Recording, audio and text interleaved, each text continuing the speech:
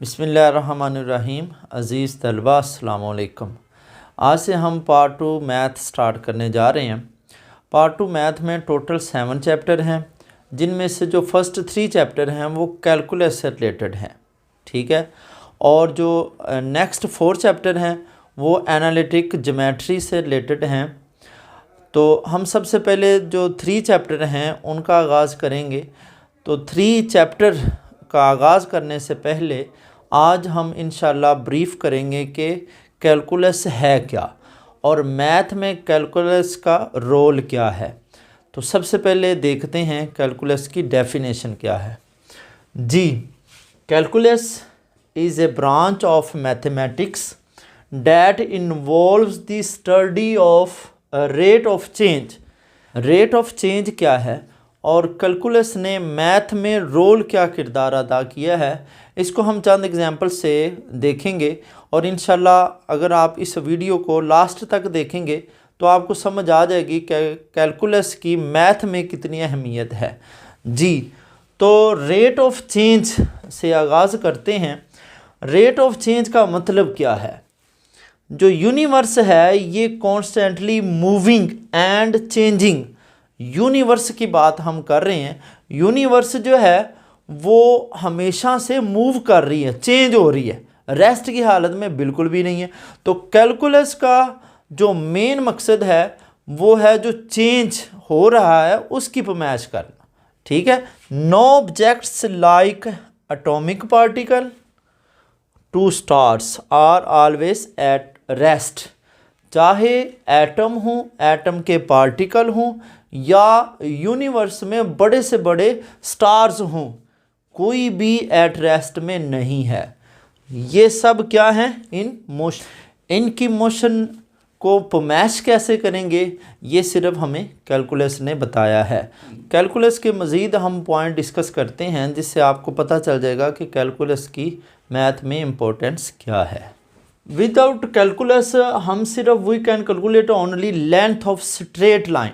हम सिर्फ straight line की लेंथ को ही फाइंड कर सकते थे, but with calculus we can calculate length of curve. तो इसका मतलब है कि लेंथ ऑफ कर्व जो है इसकी पैमाइश कैलकुलस से पहले नहीं हो सकती थी। इसी तरह हम without calculus we can find the sum of finite numbers. हम सिर्फ फाइनाइट नंबर्स जो हैं उनकी पैमाइश कर सकते थे, उनको जमा कर सकते थे, लेकिन with calculus we can sum of infinite numbers. हम कैलकुलस की मदद से इनफाइनाइट नंबर्स का सम भी कैलकुलेट कर सकते हैं। इसी तरह without calculus we can find average rate of change. Average rate of change means हमें सिर्फ इब्तदाई एक रकम दी जाए जो फर्स्टली एंड लास्ट में एक वैल्यू हमारे पास होती थी, उनको सम करें और डिवाइड करें 2 पे। इट मीन्स डैट हम एवरेज फाइंड कर सकते थे। बट जो विद कैलकुलस की डिस्कवरी के बाद क्या हुआ, we can find instantaneous rate of change. हम किसी भी लम्हे जो चेंज है उसको फाइंड कर सकते हैं। कैलकुलस से पहले हम सिर्फ we can calculate only work done by constant force. Calculus से पहले हम सिर्फ वर्क डन, जो वर्क कांस्टेंट फोर्स ने किया वो ही कैलकुलेट कर सकते थे, but with calculus we can calculate work done by variable force. जब से कैलकुलस डिस्कवर हुई है तो हम वेरिएबल फोर्स से भी वर्क डन फाइंड कर सकते हैं। इसी तरह without calculus we can find area of regular shapes. सिर्फ रेगुलर शेप्स जो हैं उनका एरिया हम फाइंड कर सकते थे, और इरेगुलर शेप्स कैलकुलस की बदौलत हम मुमकिन हुआ है कि उनका एरिया भी फाइंड किया जा सकता है। तो इरेगुलर शेप्स का अगर एरिया फाइंड करना है तो हमें किसकी हेल्प चाहिए? बिल्कुल कैलकुलस की। इसी तरह without calculus we can find centre of regular shapes. जो रेगुलर शेप्स हैं उनका सेंटर जो हम सिर्फ फाइंड कर सकते थे जो कैलकुलस की डिस्कवरी से पहले, बट आफ्टर कैलकुलस हम जो सेंटर ऑफ इरेगुलर शेप्स हैं उनको भी आसानी से फाइंड कर सकते हैं। इसी तरह we can find volume of regular shapes. Regular shapes का ही सिर्फ वॉल्यूम फाइंड किया जा सकता था जब कैलकुलस से डिस्कवर नहीं हुई थी, बट अभी कैलकुलस के साथ हम क्या कर सकते हैं, we can find volume of irregular shapes. जितनी भी इरेगुलर शेप्स हैं उनका वॉल्यूम हम फाइंड इजीली कर सकते हैं। इसी तरह अगर mass of solid of constant density, density constant हो फिर उसका मास निकालना हो, वेरी सिंपल, ये हम सिर्फ कर सकते थे कैलकुलस से पहले, बट आफ्टर कैलकुलस हम क्या कर सकते हैं, वेरिएबल डेंसिटी जो मास है किसी भी सॉलिड का वो भी आसानी से फाइंड किया जा सकता है। अब हम देखते हैं कि किन महान हस्तियों ने कैलकुलस को डेवलप किया। कैलकुलस को सबसे पहले जो है 17th सेंचुरी में 2 साइंटिस्ट थे, एक का नाम था आइजक न्यूटन और दूसरे का नाम था गॉटफ्रीड लीबनाइज। इन दोनों ने इंडिपेंडेंटली इस पर काम किया, बट जब तक ये काम करते रहे तो दोनों एक दूसरे पर इसकी रिसर्च जो है चोरी का इल्ज़ाम लगाते रहे कि ये मैंने डेवलप किया, ये मैंने डेवलप किया कैलकुलस।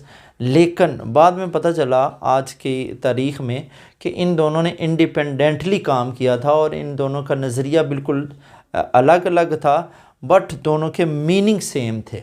जी, इन दोनों में सबसे पहले जो है आइजक न्यूटन ने जो कैलकुलस की डेफिनेशन की थी, उसने कहा था कैलकुलस क्या है, द साइंस ऑफ फ्लक्शन। ठीक है, जो आइजक न्यूटन ने सबसे पहले कैलकुलस के बारे में ये डेफिनेशन दी थी कि कैलकुलस जो है द साइंस ऑफ फ्लक्शंस है। इट मीन्स डैट, इसका मतलब क्या है, कंटिन्यूस फ्लो। ठीक है, कंटिन्यूस फ्लो, कंटिन्यूस चेंज, ये सबसे पहले आइजक न्यूटन ने कैलकुलस के बारे में जानकारी हमें दी थी। बट उसके बाद जो गॉटफ्रीड लीबनाइज है उसने कैलकुलस का नाम तजवीज़ किया। जो आज हम मैथ में कैलकुलस पढ़ रहे हैं वो बेसिकली एक लैटिन वर्ड है जिसके मीनिंग हैं स्मॉल स्टोन, स्मॉल पीसीस। ठीक है, ये हमें गॉटफ्रीड लीबनाइज ने बताया और यही वो साइंटिस्ट था जिसने जो फंक्शन वर्ड है वो मैथ में जो अभी भी हम यूज़ करते हैं वो भी इसी ने हमें दिया था, फंक्शन का वर्ड। और कैलकुलस का वर्ड भी जो गॉटफ्रीड लीबनाइज हैं उसकी मरहून मिन्नत हम तक पहुंचा है। अब हम देखते हैं कि कैलकुलस की जो ब्रांचेस हैं, इसकी टाइप्स जो हैं वो कितनी हैं। कैलकुलस जो है वो बेसिकली इसकी 2 टाइप्स हैं मेन, एक है डिफरेंशियल कैलकुलस और दूसरी है इंटेग्रल कैलकुलस। डिफरेंशियल कैलकुलस में क्या होता है, cuts something into small pieces to find how it changes. हम किसी भी चीज़ के स्मॉल पीसेस करते हैं और देखते हैं इसमें चेंज कितना आया है, या rate of change of A quantity, quantity में रेट ऑफ चेंज क्या है। इसी तरह अगर देखा जाए इंटेग्रल कैलकुलस को, तो इंटेग्रल कैलकुलस में हम क्या करते हैं, join the small pieces together to find how much there is. हम स्मॉल पीसीस को इकट्ठा करते हैं और देखते हैं कि ये है कितनी। ठीक है, इसी तरह to find quantity where the rate of change is known, हम उस क्वांटिटी को फाइंड करते हैं जहाँ पर चेंज हमें मालूम होता है। जी, तो हमारी जो एफएससी पार्ट 2 की मैथ है उसमें जो डिफरेंशियल कैलकुलस है वो चैप्टर नंबर 2 है, ये हम इंशाल्लाह करेंगे। इसी तरह इंटेग्रल कैलकुलस जो है वो चैप्टर नंबर 3 है, वो भी हम डिटेल से इंशाल्लाह नेक्स्ट लेक्चर में हम करेंगे। तब तक के लिए अल्लाह हाफिज़।